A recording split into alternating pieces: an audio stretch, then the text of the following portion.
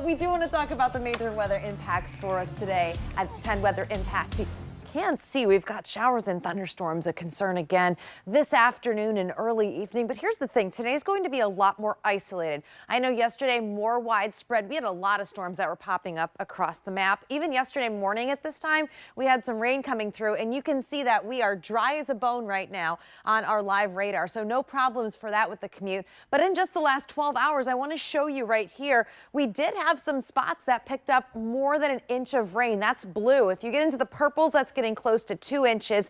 And unfortunately for parts of southern Ohio, you can see that we did have a swath of some very heavy torrential downpours that came through yesterday. And that is why we have a flood watch in place for those counties. That begins at 2 this afternoon through tonight. It's that window when we are expecting to see showers and storms develop that could yet again produce those torrential downpours that could trigger flash flooding. So we're going to be watching that very closely today. But you can see not everybody is going to be dealing with those showers and storms. In fact, in the metro in Columbus right now, it's looking like instead of showers and storms, we are going to have warm and muggy sunshine. Yeah, I don't know. I mean, it's nice, but you know, sometimes you just want to cool off. But any of those storms that do develop in the south, they have an isolated risk that we could have all different hazards possible.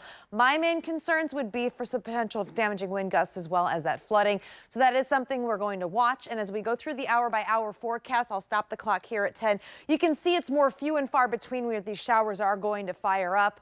And mainly it is going to be as we get toward the commute home. You can see this is staying mainly to the south of I-70. So for Columbus, up toward Dublin, Bucyrus, Mansfield, Coshocton, we are looking to be dry and sunny, while all the action today, unlike yesterday, shifts further south. And that will continue for some of us overnight tonight and into Friday. We do get a break Friday morning. Could wake up with some pretty quick showers, and then as we go into the day, it does look to be a lot drier at the lunch hour for us. But we could see today and tomorrow combined an additional inch or more of rain in some spots. Again, that's why those flood watches are in place.